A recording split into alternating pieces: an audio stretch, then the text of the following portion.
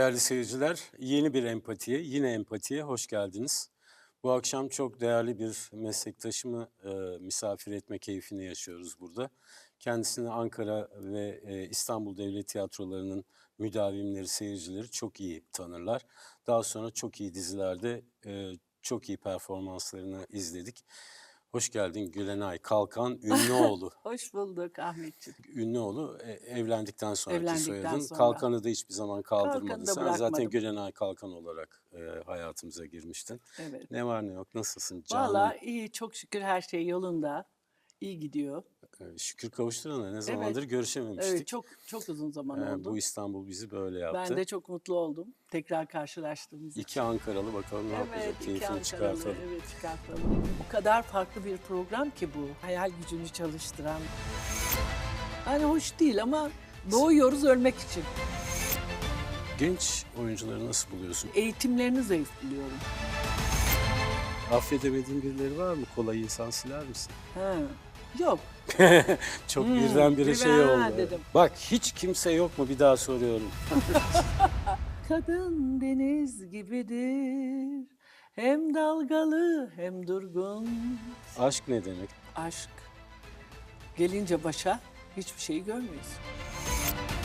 Evlilik ne demek? Tarık'ın ne kadar zor bir adam olduğunu sen biliyorsun. Bilmem. Belli ki geçinmeye gönlüm varmış benim. Hala soyadını taşıyorsun. Taşıyorum Hep taşıyacaksın. Tarık gitti, daha bari soyadını ben devam ettireceğim. Yaz bitmeyecek bir şey. Bitmiyor. Ne yapıyorsun? Bu ara sen Güller ve Günahlar'da oynuyorsun. Sevim Ara dizi Tecel'di var, değil mi Sevim karakterin adı? Tecer. Bu ara dizi var. Biraz yoğun gidiyor dizi. Seyirciden de çok güzel Dönüşler geri alıyorsun. dönüşler var ve de güzel tutan bir dizi. Herkes çok keyifli yaşıyor. Evet, evet. İyi gidiyor yani her şey. Şu ara dizi olduğu için açıkçası çok fazla bir şey yapamıyorum. Bence mutlu olduğun bir işte olmak kadar güzel bir Çok, şey yok. evet, Çünkü evet. öteki türlü yani Eziyet. evet Eziyet. bir sıkıntıya dönüşebiliyor. Bazı işlerini hatırlatmak isterim. Televizyonu kastediyorum. Hani çünkü oyunlarını saymaya kalksak Evet, programın süresi evet yetmez. program. Evet ve Doğru. ne kadar şahane oyunlarla Çok. oynanıyor. Ben çok şanslıyım. Çoğunu da seyrettim Ankara'da. Sağ ol. Televizyonda Mazi Kalbimde Yaradır var, Anne var, Yasak Elma, Ben Bu Cihana Sığmazam, İnci Taneleri, bunların hepsi çok iyi tepki almış seyirciden işler. Bugünün Saraylısı. Bugünün Saraylısı, hepsini saymıyorum. Hepsini Aynen, saymak evet, mümkün değil zaten. Şimdi de Güller ve Günahlar var. Sinema Sinema var gene Kocan tabii de Kadar yani. Konuş. Ha, Evet, evet. Suyun Öte Yanı vardı. Rahmetli Tomis Thomas'in, Giritlioğlu evet. çekmişti. O tabii çok eski. Evet. Yani o zaman Eski ve güzel Ankara'daydım. işler. Güzeldi, çok güzeldi. Ankara'daydım o zaman. İstanbul'a gelince de var birkaç film daha ama en önemlisi ve şu anda hani hala seyredildiği zaman çok herkesin severek seyrettiği Kocan Kadar Konuş. Evet. Onu 2 bölüm çektik. Ezgi mi vardı? Ezgi Mola Ezgi vardı, evet. Murat vardı Murat yine. vardı, evet. O çok güzeldi. Onun dışında henüz şu anda bir tane var, bir dijital yaptım ama daha o yayına girmedi. O da Güzel, bir sinema önümüzde o da var. filmi. O da yayınlanacak. Valla güzel iş geldiği zaman kabul ediyorum. Tabii. Yani bakıyorum zamanım da uyuyorsa eğer, seviyorsam da senaryoyu niye oynamayayım? Valla Gülenay en zamansız oyunculardan birisi. Gerçekten. Ne zaman seni görsek hiç yadırgamadan bir güven duygusuyla Ay, ekrana çok teşekkür bağlanıyoruz. ederim. Çok teşekkür İyi ki ederim. varsın. Peki İstanbul'dan memnun musun yoksa Çok. Ankara'yı özlüyor musun? Yok. Vallahi mı? Valla sen özlüyor Ankaralıları musun? kırma. Ben özlüyorum. Ya. Evet. Ama Ankara bizim Çünkü dönemimizde ben çok iyi Başak değil Burcu'yum. miydi? Ben düzen Sen düzen seviyorum. adamısın. Ben de Boğa burcuyum. Aslında çok sadakatli bir burçtur Tabii. Boğa. Ankara'ya Hayatın onun kanıtı zaten senin evet hayatın. evet hayatım kanıtı ama Ankara şöyle Ahmetciğim, Ankara'yı tabii ki çok seviyorum. Doğduğum şehir Bir benim. kasveti vardır. O da güzeldi ama Ha. bizim dönemlerimiz daha mı iyiydi? Daha iyiydi tabii. Çok iyiydi. Daha yumuşak bir Ankara'ydı. Yumuşaktı. Gidilecek, Oyunlarımız edilecek çok yerleri güzeldi. vardı. Oyunlar Çok insanı inanılmaz. kaybetmemiştik ve de Ya. müthiş oyunlar oynanıyordu. Orada Kaybetmek büyüdük. aklımızdan da geçmiyordu o zamanlar. Geçmiyordu. Gençtik, hep öyle gidecek hayat Hep öyle gidecek zannediyorduk. zannettik ama tabii öyle olmadığını görüyoruz ama tabii o edep ve terbiyeyle Ankaralıların böyle bir edebi vardır ya Vardır. ve sanata düşkünlüğü vardır. İş disiplini vardır. Kültürü sever, okumayı sever. Başka tiyatroya çaresi de gider, yoktur senfoniye giderdik. Ankara'da başka çaresi Çare de yoktur. yok çünkü başka bir şey de yoktu ama öyle deme. Şimdi her cumartesi mesela ya da cuma akşamları senfoni orkestrasını dinlemeye giderdik Evet, Cumhurbaşkanlığı'nda. oralarda selamlaşır, görüşürdük. Görüşürdük. Tiyatrolarda çok güzel oyunlar vardı. Çok iyi aktörler, Altın çağıydı aktrisler o zaman vardı. tabii. Sonra İstanbul'a gelince ben tabii baba tarafım İstanbullu olduğu için benim İstanbul'da çok sevdim aslında. Sevilmez Zor bir mi? Bu da şehir, İstanbul yani. zor bir şehir, dünya şehri. Ama o zorlukları ben galiba alt edebiliyorum ve seviyorum Keyfini İstanbul'u da. çıkart. Evet. Aslında Keyfini memleketimizin her yeri çıkartana çok güzel İstanbul'dan de. daha iyi bir yer yeryüzünde zaten Ya az. zaten yok, Ha, hayır yok. tabii. Böyle bir deniz dünyanın hiçbir yerinde yok Yok, zaten. evet. Ortasından deniz geçen bir Aynen. şehrimiz var. Gülenay'cığım, anılar sana ne ifade ediyor? Neden kıymetlidir anılar? Yaşanmışlıklar iyi ya da kötü, ne olursa olsun fark etmiyor. İyi ya da güzel. Hayatın bize kattığı değerler. Seni büyüten şeyler, anılar. Büyümemize çok faydası var. O günler bugünlere getiriyor. Daha da büyüyeceğiz, daha da bu anıları Daha da bitmedi bu kotaracağız. iş diyorsun. Daha bitmedi ama bugüne kadar olan anılar acısıyla tatlısıyla güzel, Bizi tarif büyüten eden şeyler. şeyler değil mi Bizi biraz da? tarif eden şeyler. Acılar desem ne dersin? İnsanoğlu öğrenebilmek için hep illaki acıya mı maruz kalmak zorunda? Hep acı yoluyla mı Yok, öğreneceğiz? değil. Ama galiba acı bizi daha büyümemize yardımcı oluyor. Daha farklı düşünmemize, daha farkındalıklı olmamıza yol açıyor belki acılar. Ağırlaştırıyor mu bizi? Ağırlaştırıyor ya da daha çok düşünmemize sebep olabiliyor. Ee, Sevinçler ve mutluluklar çok güzel. Bu da büyütüyor elbette. Ama sanki ne bileyim ben acıyla mı yoğruluyoruz acaba? Onun bir öğretici bir deneyim olarak mı algılıyorsun Evet, sen acıyı? evet. Daha mı tahammül edilir oluyor öyle Tabii, olunca? tabii kesinlikle. Haklısın. Çok güzel cevaplar verdin. Bir son Hı sorum hı. var. Yoksulluk nedir Gülenay? Yani yoksulluktan öte yol var mı? Bence yoksulluk, parayla bağdaştırmıyorum ben yoksulluğu sadece. O önemli değil mi? Tabii ki çok önemli. Tabii ki hele günümüzde çok önemli.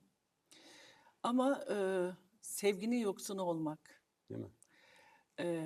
iyiliğin yoksunu olmak. Bunlar da çok önemli. Yani o yoksulluk deyince ben sadece hani fakirlik çünkü Duygusal fakirlikte yoksulluktan da. duygusalda da fakir olabilirsin. Çok zengin olursun ama duygusal olarak çok fakir olursun. Çok O da bir tür yoksul yoksulluktur olursun. diyorsun. Tabii. Ben öyle düşünüyorum. Yoksulluk her anlamda yoksulluk. O yüzden sadece paraya bağlamıyorum ama elbette ki çok önemli parada. Ağzına sağlık. Çok güzel söyledin. Gülenay'ı yolcu ediyorum. İster kahve iç, ister şöyle bir dolaş Tamam, bir dolanayım dışarılarda. geleyim ben. Ben şimdi bak sana kimmişsin onu söylüyorum. Peki. Gülenay gitti. İlk hikayemizde 1944 yılında Antalya'nın bir köyünde dünyaya geliyorsun. Yıl 44, Antalya'da bir köy. Çok çocuklu ve yoksul bir ailenin kızısın. Annen ev hanımı, baban pazarcı. Bağdan bahçeden topladıklarını pazarda satarak geçiminizi sağlamaya çalışıyor. Annen, kardeşlerin ve sen de bazen babana yardım ediyorsunuz. Bilhassa sen Toros Dağları'nın eteklerinde dolanıp ada çayı toplamayı seviyorsun. Ve annen size çoğu zaman ada çayı yapıp içiriyor. Ada çayının kokusu iyi geliyor sana. Bu sayede huzur buluyor, rahatlıyorsun. Her gece yatmadan önce ada çayı içme ritüeliniz var. Şimdi 4-5 yaşında bir çocuksun. Ada çayını seviyorsun. Onun kokusuyla büyüyorsun. Bu ada çayı sende ne tür bir etki yaratıyor Ada çayının acaba? kokusu güzel, mis gibi. Çünkü 4-5 yaşındaki bir Evet, çocuk tatlı ister, şeker ister. tatlı Ada ister, çayı da şeker neyin ister nesi? ama yani onun kokusu belki o bağın, bahçenin, dağın etekleri orada yaşıyor.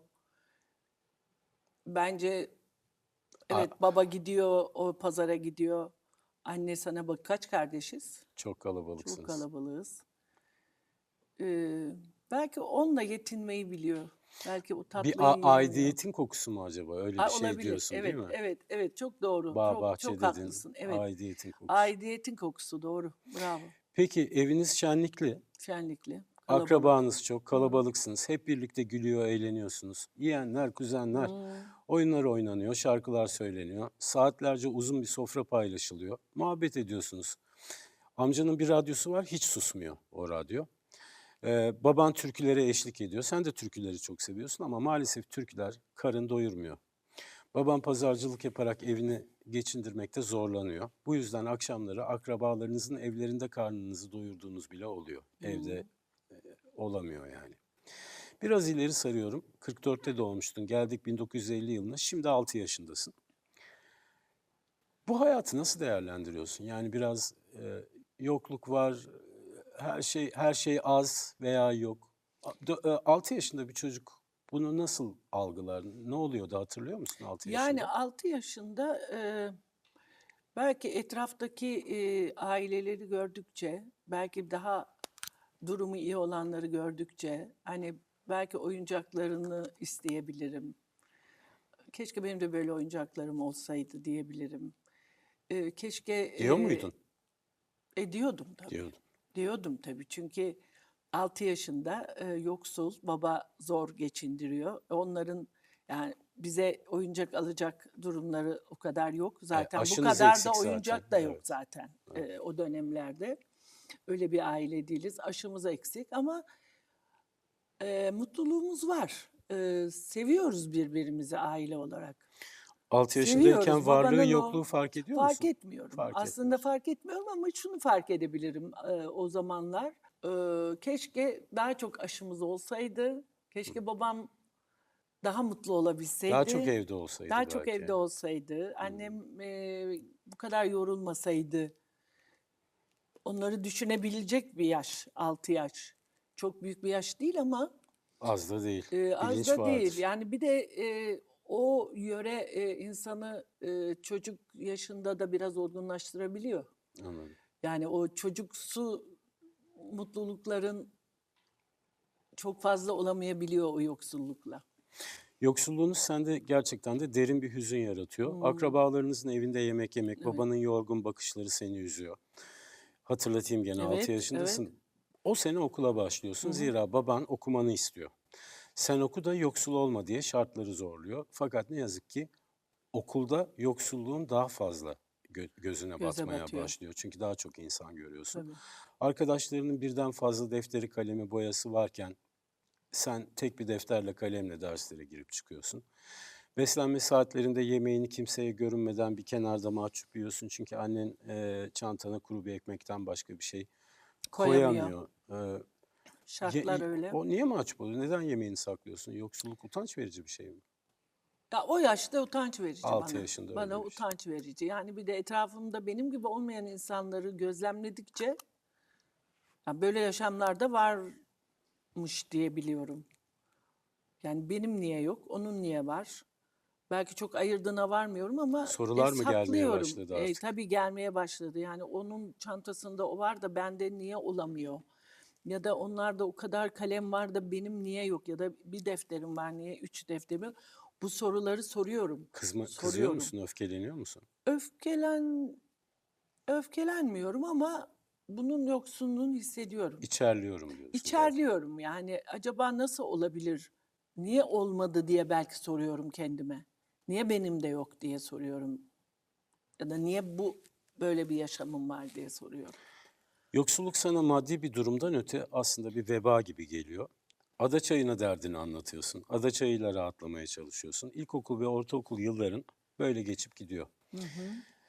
Geldik 1958 yılına. 14 yaşındasın şimdi. Ortaokulu bitirdin. Ve okulu bırakıp ailene destek olmaya karar veriyorsun. Yıllar geçerken bağdan bahçeden topladığın meyve ve sebzeleri sen de baban gibi pazarda satmaya başlıyorsun.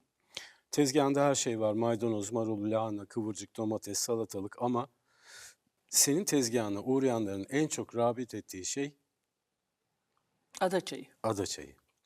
Çok merak ediyorum. Senin bu ada çayı merakın, meylin nedir? Yani bir şeyin sembolü. Evet, tamam dedik ki hani bir aidiyet şeyi Aidiyet belki. duygusu dedik ama ya işte o çocuk yaşta o zihinde, beyinde o koku kalmış.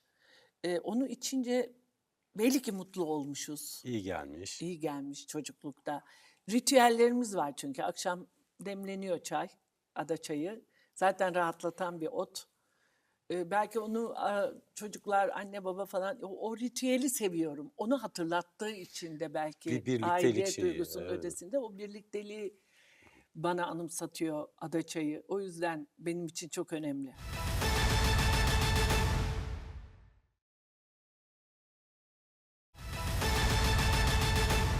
Kazancın günden güne artıyor. Baban da bu duruma çok seviniyor. Sen akşamları sevincini ada çayıyla paylaşıyorsun. O senin için artık bir dost, bir sırdaş. Bu süreçte ablaların, abilerin sırayla evlenip gidiyorlar. Seneler seneleri kovalıyor. Geldik 69 yılına, 25 yaşındasın şimdi. Pazara gidip geliyorsun, çalışmaya devam. Pazar yerinde sırtında yük taşıyan birine, bir hamala aşık oluyorsun. O da sana aşık. Gizli gizli buluşuyor, görüşüyorsunuz. 25 yaşında hayatının bağrında. Aileni yoksulluktan kurtarmak için okulu bırakmışsın. Pazarda tezgah açmışsın. Ama şimdi de başka birinin yükünü omuzlarına almak üzeresin. Bunca yoksulluktan sonra aşık olduğun kişinin mesleği önemli değil miydi? Aşk, aşk. Gelince başa hiçbir şeyi görmüyorsun. Yani aşıktım ve hayat birlikte olunca sanki daha iyi gidecek, belki daha iyi yere evrilir diye düşünüyorum. Belki gücümüzü birleştiririz. O da benle birlikte belki ne bileyim daha farklı yerlere satıp bu yetiştirdiklerimizi onu da İşi hamallıktan geliştirebiliriz kurtarıp diye mi düşünüyorsun? ben öyle düşünüyorum Geliştirebiliriz. ama önceliğim aşk. Yani o aşkı seviyorum. Onun gözlerinde, onun birlikte olduğumuzda. Yani ne bileyim oturup onunla da ada çayı içmek büyük keyif. Aşık olduğun kişinin mesleği tam da söylediğin gibi hiç önemli değil. Sen kendi değirmenini döndürüyorsun zaten ve bu kişiyle evlenmek istiyorsun. Ailen karşı çıkmıyor. Dünya evine giriyorsunuz. Eşine de ada çayını sevdiriyorsun. Tam da söylediğin gibi yine. Ve ada çayıyla her anını paylaşmaya devam ediyorsun. Eşinle birlikte meyve sebze yetiştirip satıyorsunuz. Zamanla kendinize bir kamyon alıp Evet. pazar yerine ürünleri taşıyorsunuz. Çünkü ben Çalışıyorsunuz. bunları düşledim. Aynen. Düşlemeden olmuyor değil mi? Tabii hayal. Çalışıyor, aşkınızı yaşıyorsunuz. 3 evladınız oluyor. Çocuklarınızla yıllar geçerken yuva kuruyorlar. Her şey yolunda, mutluyken seneler göz açıp kapayıncaya kadar geçip gidiyor. Geldik 99 yılına. Şimdi 55 yaşındasın. Bir gün eşin ne yazık ki kamyondan yuvarlanıp düşüp, üstelik tam da beyninin kafasının üstüne düşüp yerlere seriliyor ve apar topar hastaneye kaldırılıyor. Geçirdiği beyin ameliyatının sonucunda ne yazık ki hafızasını kaybediyor, çalışamaz, bakıma muhtaç bir hale geliyor. 30 yıllık eşin artık bakıma muhtaç, hiçbir şey hatırlamıyor. Ne hissediyorsun? Bundan sonra ne yapacaksın? Tam 55 yaşında oluyor bunlar. Valla 30 yıllık eşim, severek evlenmişim, 3 çocuğum var. Benim onu terk etmem diye bir şey söz konusu zaten değil. Onunla birlikte hayatı nasıl kolaylaştırabilirim diye düşünüyorum. 3 çocuğum var, zor ama Onlar gitmişler zaten ufak ufak, yuva kurmuşlar. belki yuva kurdular ama ben kocamın yanındayım ve ona bakarım ben. Ve bakarım yani Hiçbir şey hafızayı hatırlamayan birisini, hatırlamasın. Hiç önemli değil. Ben engelli. eski günleri anıp belki ona hatırlatmaya çalışıp bırakmıyorum onu. Onunla beraberim. Peki. Evlatların elbette sana destek olmaya çalışıyor. Sen de eşine ada çayı ikram ederek ona geçmişini, anılarını hatırlatmaya çalışıyorsun. Gece gündüz başındasın, başını bekliyorsun. Seni ve her şeyi hatırlaması için gözlerinin içine bakıyorsun ama nafile. Eşinin, Çaresiz. evet, eşinin hafızası gitti gider. Sense bu zor günleri ada çayıyla dertleşerek geçirmeye devam ediyorsun. Pazara tek başına çıkıyorsun. İşe devam tabii ki. Çocukların eşinle ilgileniyor ama dönüşümlü olarak bakıyorsunuz. Ona dönüşerek bakıyorsunuz. Ancak o sıralarda bütün aksilikler biraz arka arkaya sıralanıyor. Kızın, evladın bir trafik kazası geçiriyor. Bir bacağı kamyon kasasının altında kalıyor ve maalesef bacağını kaybediyor. Oğlunda ise Tam aynı sıralarda kemik erimesi teşhisi koyuluyor. Böyle bir sıkıntıya giriyorsunuz. Eşin çok fazla üst üste geldi her şey. Buradan da bir çıkış yolu var mı sence? Yani çıkış yolunu bulmaya çalışıyorum, çıkış yolunu. Çünkü başa geldi. Bu bir sınav. Bu sınavı vermem lazım. Ama nasıl vereceğim? Belki o kemik erimesi çocuğu zamanında doğru besleyemediğim için olabilir. Kızın tek bacağı, o da yanıma geldi. Yani bilmiyorum. Başa Bırak- çıkmaya çalışırım. Bırakıp kaçmayı düşündün Yok, mü hiç? düşünmem. Öyle mi? Yok, düşünmem. Kendi Düşünmem. kendine yetebilen bir insansın çünkü. Kendi Evet, hayatını yok, sürdürebilirsin. Bütün bunları evet. nasıl taşıyacaksın? Hayatım bu olduğu için, yani hayatım böyle çizilmiş. Severek evlenmişim. 30 yaşında, 30 yıl sonra bu olmuş, çocuklar olmuş. Bunlar, yani ben bunları bırakıp gidemem. Ben bunlarla yaşamaya devam ederim. Çocuklarını birbirine emanet ediyor. Pazara, tezgaha devam Ediyor. ediyorsun. Oğlunun tedavisi çok pahalı. Eşinin, Evet. evinin, çocuklarının ihtiyaçlarını karşılamak artık giderek çok daha zorlaşıyor. Üstelik bu süreçte ne yazık ki annen ve babanı da sırayla kaybediyorsun. Bu büyük yası da ada çayıyla dindirmeye çalışıyorsun. Geçmişin, anıların, o şenlikle akraba sofralarındaki çocukluk Hepsi bitti. hepsi bir bir siliniyor. Sense hayata ailen için devam etmek gerektiğini düşünüyorsun, biliyorsun. Bir gün eşinle ilgilenirken mutfakta bir kablo tutuşuyor ve eviniz yanıyor. Yangından zar zor kurtuluyorsunuz ama ev kül. 60'lı yaşlarındasın. Eşin hafızasını, kızın bacağını kaybetti, oğlun da kemik erimesi var. Anne ile baba göçtüler. Şimdi ocağınıza ateş düştü. Başınızda bir eviniz de yok. Artık buna çaresizlik diyebilir miyiz? Tabii. Çaresiz misin artık? Çaresizim ama bir Ama yol bulmaya çalışıyorum. Yani bana yardım edecek bir şeyler olabilir diyorum. Ne olabilir? Gerekli yerlere belki başvuruyorum yardım için mi? yardım için. Taşıma suyuyla Çalışkan değirmen dönecek mi? bilmiyorum. Onu şimdi düşün. Önce acaba bir yardım alabilir miyim diye düşünüyorum. Çünkü artık 60 yaşında da gücüm yok çok şeyi eskisi gibi yapmaya. Yani çare üretmeye çalışıyorum. Bilmiyorum. Belki bir sevenim, bir arkadaşım, belki bir aile dostumuz eskiden bana yardım edebilir. Öyle birisi olsaydı 60'ına kadar bunu bize Beklemezdi. söylerdin hemen şundan yardım isterim diye. Belki Galiba öyle biri isterdim. yok. Öyle biri de yok. Evet. Yani ben çare aramaya çalışıyorum.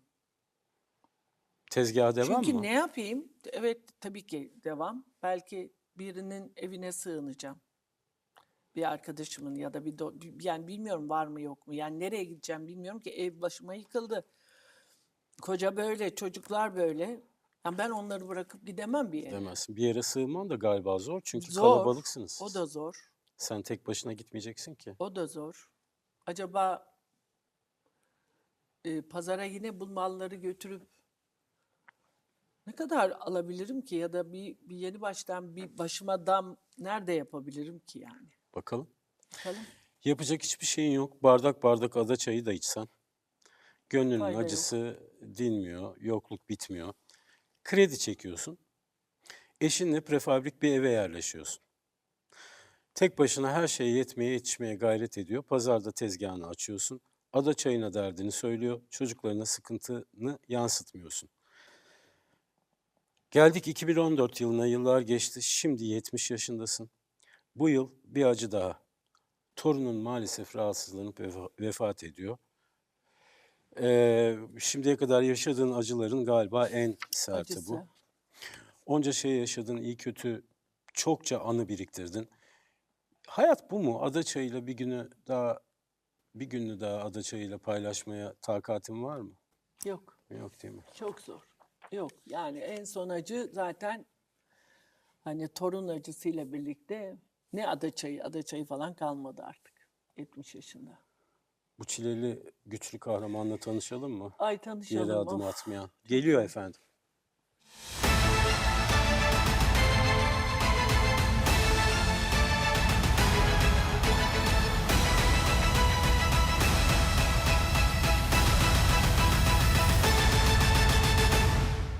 Ayşe Savun Canım. hanımefendi. Ayşe Savun anılarını Adaçayı'nda demleyen Ayşe Savun. Şu an 82 yaşında, yaşadığı acılardan sonra biraz inzivaya çekilme ihtiyacı duymuş ve pazarda tezgah açmak yerine akrabalarının tarlasında bamya ekerek hayatını sürdürüyor ve şöyle söylüyor.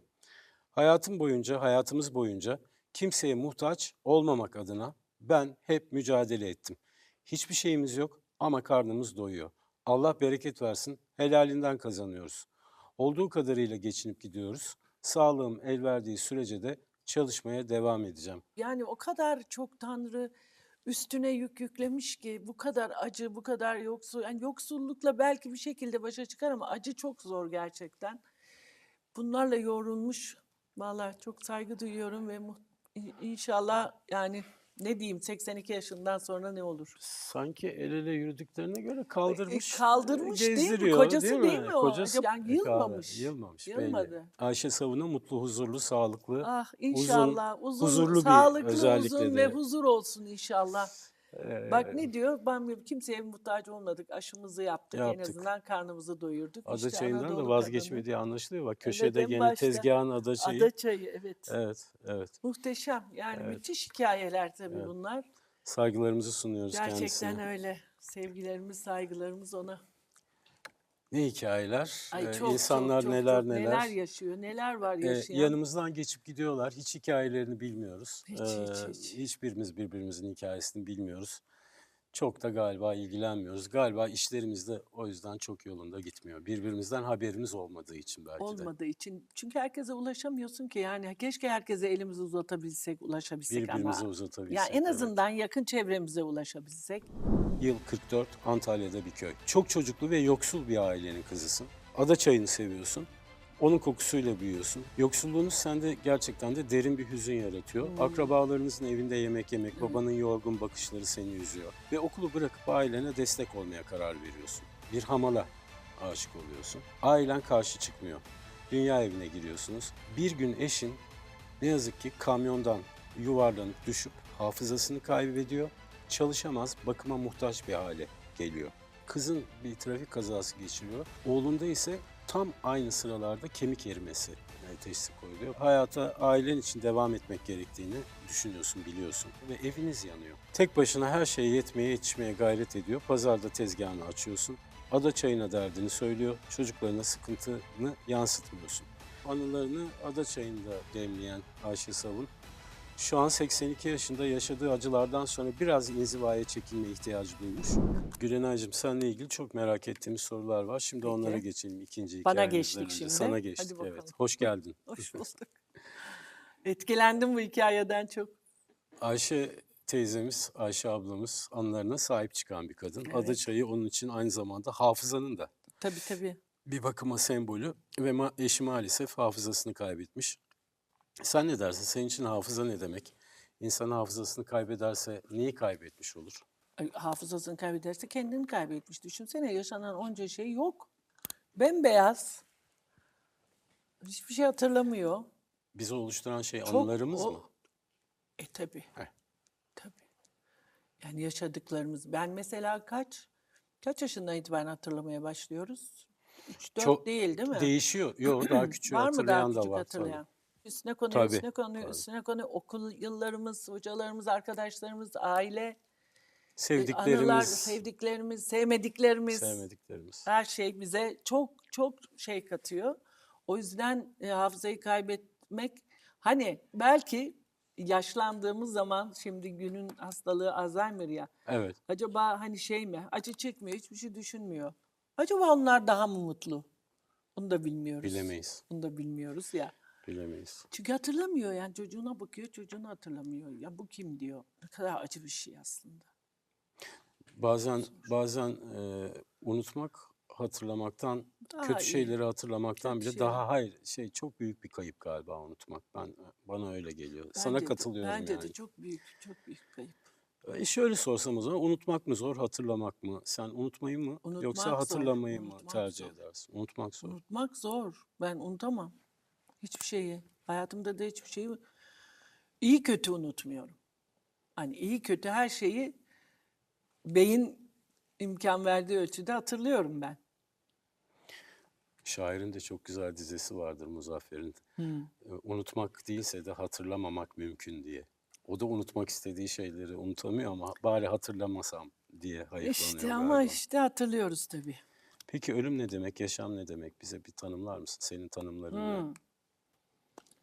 Valla Seninkileri merak ediyoruz. Kitabi Ahmetciğim şeyler ben aramıyoruz. ölümü yaşadıktan sonra bunu yaşadım biliyorsun. Biliyorum, En evet. sevdiğim annem ve Tarık'tan sonra. İnsan çok araştırdım. O aralar çok yoğun geçirdim o dönemleri. Sonuçta şuna vardım, şu düşünceye. Ölüm yok benim için. Yani ölümü tabii bunları da öğreniyoruz.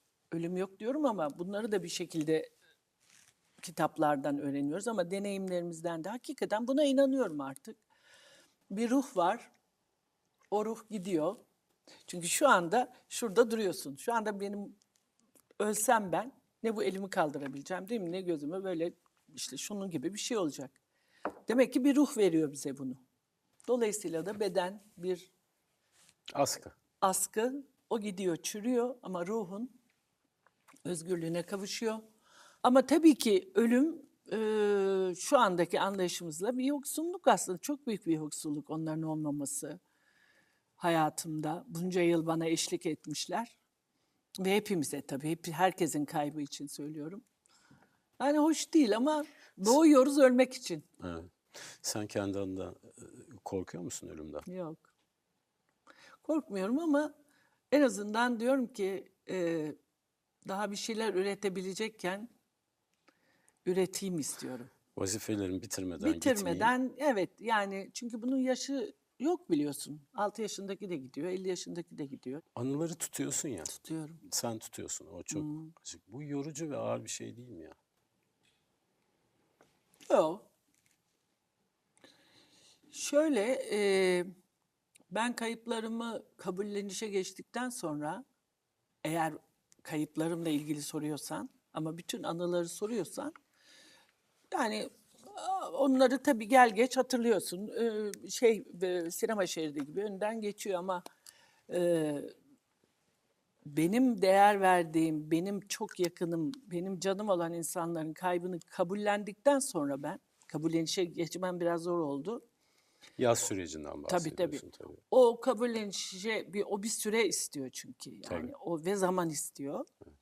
Ondan sonra o anılar artık güzel geliyor. Yani onlar Seçiyoruz, değil mi? onurlandırmak lazım o anıları. Hmm.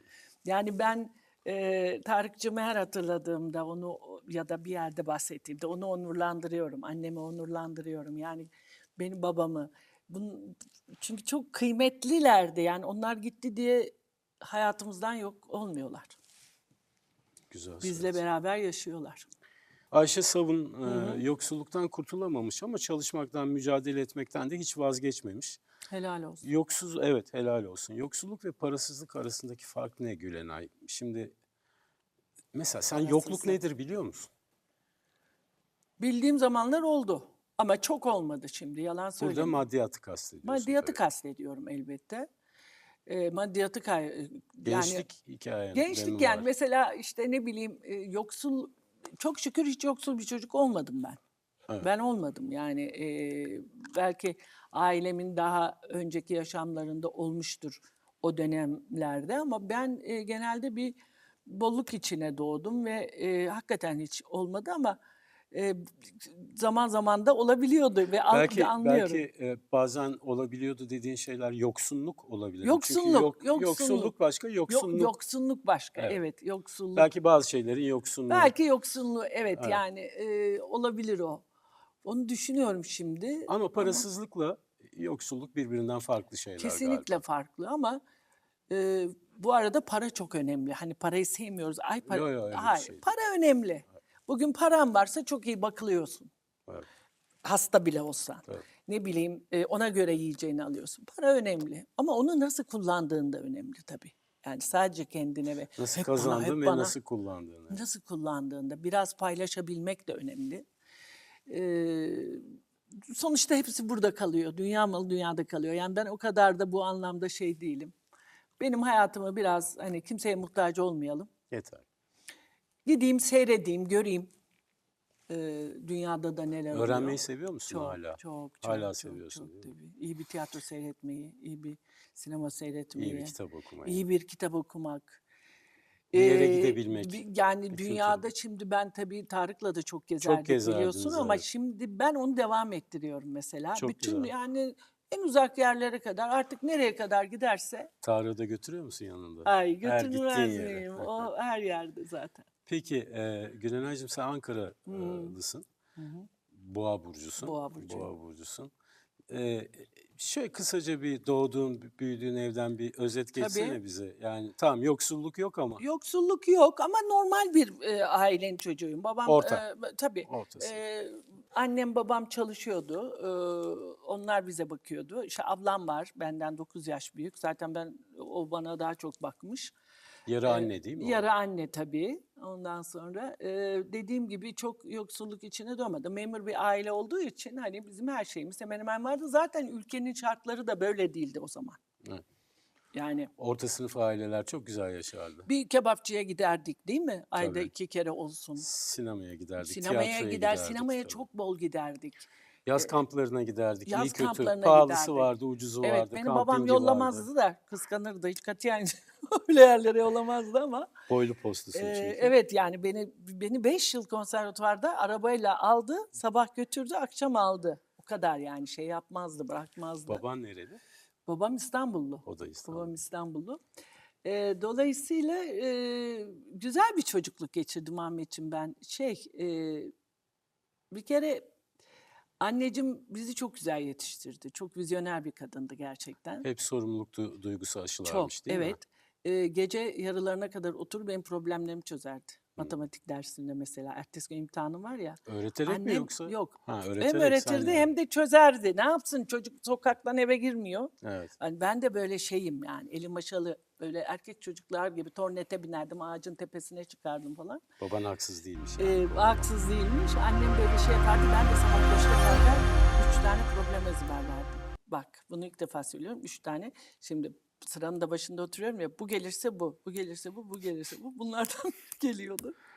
Böylece 5'e 6'ya Ben 7'ye böyle bakmaya gerek yok. hep 10 alıyordum o zaman. Hep iftara geçiyordum ama sadece böyle değil tabii öbür dersleri. Fakat bana ders çalışmayı çok sevdirdi. Mesela coğrafya ve tarihi öğrenmem için çalışmam gerektiğini aşıladı bana. Hani şimdi not almak için değil de zaten konservatuvara girmeme de annem sebep Sen oldu. sözelcisin. Ben sözelci. Sayısalcı Tabii değilsin, evet. tabii. Yok benim hiç aklım ermez ona. Evet.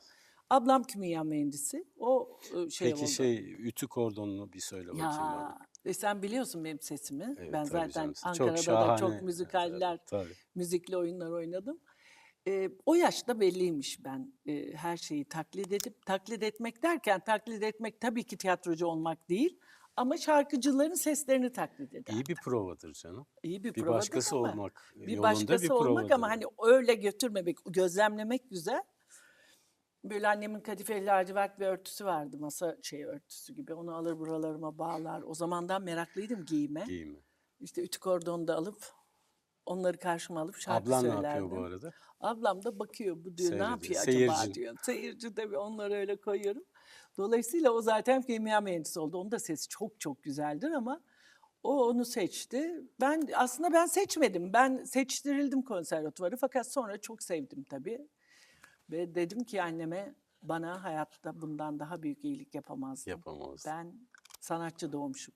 Baban Babam istemedi. Tabii ister mi babam? Ama ilk oyunuma geldiğinde gözleri dolu dolu oldu. Tabii. Altındağ'da oynuyorduk bir oyunda. Aferin dedi. Benim dedi başımı yere eğme dedi sakın dedi. daha çok anneni mi anlatıyorsun, daha çok babanı mı anlatıyorsun? Annemi daha çok anlatıyorum, babamı da anlatıyorum. Çünkü babamla da benim aram hep çok iyiydi. Babam da çok müthiş bir adamdı. Biraz tanıyalım mı? Ne yapar? Kimdir? İsmi Babam ne? asker sivil cemiyetleri genel başkanıydı. Önce biraz politika, sonra biraz politika şeyleri de Asker oldu. miydi? Eski Değildi, asker mi? hayır, Değil. değil. Eee, Sonra gazetecilik yaptı babam. En sonra oradan emekli oldu. Harita baş ressamıydı devlet su işlerinde. Annem de uzunlaşma Teknik mezunu. ressam yani. Teknik ressam. Çok güzel yazısı vardı. Çok kafası çalışan, müthiş, zarif, kibar, çok güzel giyinen bir insandı. Çok güzel yemek yerdi. Sevgisini belli eder miydi? Açıktan sever Çok miydi? fazla Bizim kuşak çünkü biraz biliyorsun biraz açıktan bizim kuşak sevilmeye öyle. alışık Ama değiliz yok, biz. benim babamın beni çok sevdiğini biliyorum, ablamı da beni de. Yani ben öyle babalar tanıyorum, hiç göstermeyen. Bizimki öyle değildi. Ne istersek alır, gezmelere götürür. Yani iyi bir aileydi, iyi bir babaydı, çok Peki, iyi bir babaydı. peki şunu sorayım. Sen annenin kızı mısın, babanın kızı mısın? Annemin, Öyle mi? evet. Annemle daha uzun zaman beraber oldum. Bir de anneme çok benziyorum ben. Öyle mi? Çok. Yani annemin elinden her tür iş gelir, benim de. Bana örgü ver, tığ ver, yemek ver. Her şeyi yaparım ben. Annem de öyle, çok yetenekliydi. Anneni 2023'te kaybettin. Çok taze daha. Çok, 2 yıl ancak çok. olmuş. Ne gitti onunla beraber senden? Neşem gitti. Öyle mi? Vallahi. Neşem gitti. Bir de biz 4 yıl Tarık'tan sonra birlikte yaşadık annemle. Ha, Annem bir de çok iyiydi. 95 yaşına kadar bizle beraberdi. Torunları, maşallah. ablam, yani Allah bir rahmet de hiç eylesin. kafa da gitmedi çok fazla. Hani unutkanlıkları oldu ama annemin kızıyım ya ben. Çok çok yani konuşuyorum onlarla zaten. Ama yapacak bir şey yok işte. Yani sonu yok ki hayatın. Kimse sonsuza kadar Sıkışınca gene yaşamıyor. konuşuyor musun annenle? He? Sıkışınca gene konuşuyor musun Konuşuyorum. annenle? Hepsiyle konuşuyorum. Peki, gene değiştireceğim Hadi şeyi, bakalım makası. hikayemizi. Çünkü Tarık'a bağlamak üzereyim. Evet. Aşk ne demek, sevgililik ne demek, evlilik ne demek? Gülenay Kalkan Ünlüoğlu. Aşk. Seninkileri soruyorum. Ya aşk çok güzel bir şey ama aşk ilk andaki bence elektriklenme ilk başta, yani anlamında bakıyorsan aşka. Yani Bir küçük parlama anı mı? parlama böyle bir kalırsın ya. Böyle bir şey olur. Böyle kalırsın ve göz göze bakarsın. Hay Allah falan dersin. Ondan sonra o varsa Dönüşmeye başlar. dönüşür. Ondan sonra aşk bitiyor. Bence Peki, sevgi mi? sevgi Sevgililik, geliyor ve sevgi evet. çok önemli. Valla işte benim dediğim gibi sevgi her şeyine katlanabilmek ve birlikte yol almak. İyisiyle kötüsüyle, iyi huyuyla kötü huyuyla Katlanmaktan anlaşabiliyorsa. erinmemek değil mi? Katlanmak değil ama. Erinmemek ondan. Erinmemek tabii. Katlanmaksa da Ben erinmemek mesela yani. hiç Tarık bana bir su getir der. Ben getiririm. Çünkü ben erinmiyorum ondan. O anda kalkmak istememiş. Anladın mı? Yani evlilik de öyle. Evlilik de çok güzel bir şey. Ama yürütülmesi çok zor. Çok. Bir de hayatım çok fazla olmayacaksın. Bana şimdi hep soruyorlar. Sizin bu kadar sene bu evliliği bize anla. Ama bunun için senin Gülenay, onun da Tarık olması lazım. Tarık'ın ne kadar zor bir adam olduğunu sen biliyorsun. Bilmem. Ama ben belli ki geçinmeye gönlüm varmış benim. Evet. O aşkı almışım, o sevgiyi almışım ben. O yüzden en ufak şeyde ne egom çalışır benim. Ben buna sahip çıkarım, sevgime de sahip çıkarım ve yürüdük bunca yılı. Hala soyadını taşıyorsun. Taşıyorum Hep taşıyacaksın. Tarık gitti, da bari soyadını ben devam ettireyim. Ettireyim diyorsun. Konservatuarda tanıştığınızı biliyorum. Ama arkadaştık. Arkadaştınız tabii. Yani aynı dönem Siz okuduk. 25 yıllık bir ilişkiden sonra evlendiniz. Tabii. Yani evet. bu mesela Evet, çok evet, sıra dışı çok bir şey. sıra dışı bir şey. Çeyrek yüzyıl arkadaşlık, sevgililik sonra falan. Yani millet 25 yıldan sonra ayrılıyor. Ben 25 yıla diyordum. kalmıyorlar. Ben Gülenaycığım, diyordum, kalmıyor. Ben dedim kalmıyor. ki anca tanıyabildim ben 25 yıl dedim. Bizi tabii Oktay dedi. Hadi Oktay Kaynarca, burada onu da analım. Ya dedi, ben evlendim, siz de evlenin falan. Hadi dedik, biz bir eğlence olarak gördük. İyi ki de evlenmişim. Bir de yani en azından onun soyadını taşımak çok güzel bir şey.